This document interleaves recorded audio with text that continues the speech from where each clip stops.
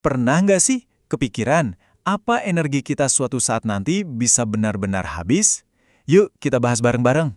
Coba kita ingat-ingat lagi kejadian di Agustus 2019. Mungkin sebagian dari kita ada yang mengalami langsung. Mati lampu massal.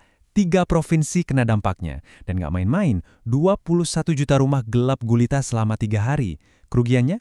Sampai triliunan rupiah. Ini bukti nyata betapa lumpuhnya kita tanpa listrik. Sekarang, coba bayangkan sejenak.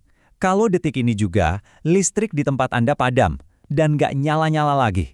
Kira-kira bagian mana dari hidup Anda yang bakal berhenti total? Oke, ayo kita selami lebih dalam lagi.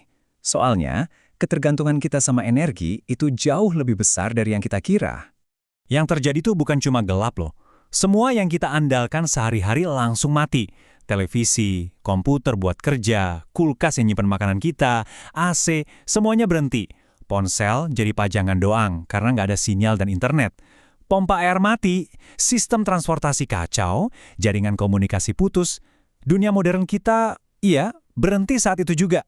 Pertanyaannya sekarang, semua energi yang krusial ini datangnya dari mana sih sebenarnya? Nah, ini dia kunci dari semua pembahasan kita.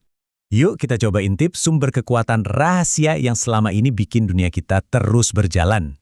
Siap-siap ya, angkanya 64,5%. Sebagian besar listrik yang kita nikmati itu datangnya dari satu jenis sumber utama. Dan sumber itu adalah bahan bakar fosil. Apa sih itu? Gampangnya, ini energi dari sisa-sisa makhluk hidup purba yang udah terkubur jutaan tahun. Contohnya ya minyak bumi, batu bara, sama gas alam. Mereka ini ibarat mesin super kuat yang ngejalanin peradaban kita. Tapi, ada tapinya. Lihat aja di sekeliling kita.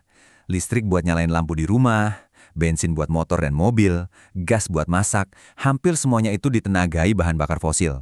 Udah mendarah daging banget kan di kehidupan kita?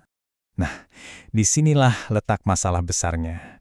Ketergantungan kita sama bahan bakar fosil ini punya satu kelemahan yang krusial banget. Masalah pertama, proses terbentuknya bahan bakar fosil itu butuh waktu jutaan tahun. Lama banget kan? Kita nggak bisa proses bikin lagi dalam waktu singkat.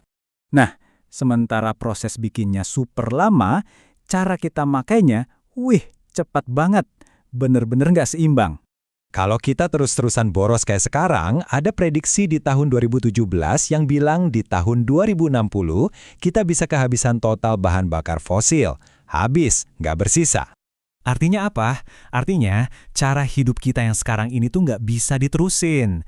Kita lagi di jalur cepat menuju krisis energi global kalau kita nggak segera berubah. Tapi tunggu dulu. Gimana kalau ternyata ada jalan lain?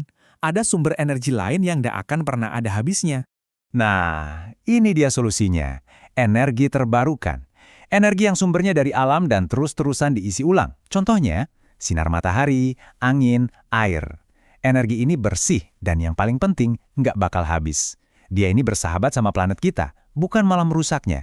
Dan kerennya lagi, pilihan itu banyak banget. Ada sinar matahari yang bisa kita tangkap pakai panel surya. Ada derasnya arus air yang bisa muter turbin. Bahkan sampah organik pun bisa jadi biogas buat gantiin LPG. Belum lagi ombak di laut dan panas dari perut bumi. Solusinya tuh ada di mana-mana, di sekeliling kita. Dan ini bukan cuma mimpi atau teori ya. Beberapa negara udah mulai beralih. Coba lihat Denmark. Di tahun 2015 saja, lebih dari 40% listrik mereka itu datangnya dari tenaga angin. Jadi, masa depan dengan energi bersih itu bukan hal yang mustahil, karena ini udah kejadian sekarang. Oke, setelah tahu masalah dan solusinya, sekarang bagian terakhir yang paling penting. Apa hubungannya semua ini sama kita masing-masing? Jelas, untuk beralih sepenuhnya ke energi terbarukan itu butuh waktu dan proses yang panjang. Tapi bukan berarti kita cuma bisa nunggu. Ada satu hal super penting yang bisa kita semua lakukan, mulai dari sekarang juga, yaitu hemat energi. Yaps, sesederhana itu tapi dampaknya besar. Jadi, pada akhirnya masa depan energi kita itu ibarat buku yang halamannya masih kosong. Pertanyaannya adalah, peran apa yang mau Anda tulis di buku itu? Karena jawaban Anda, jawaban kita semua, yang akan menentukan ceritanya di masa depan.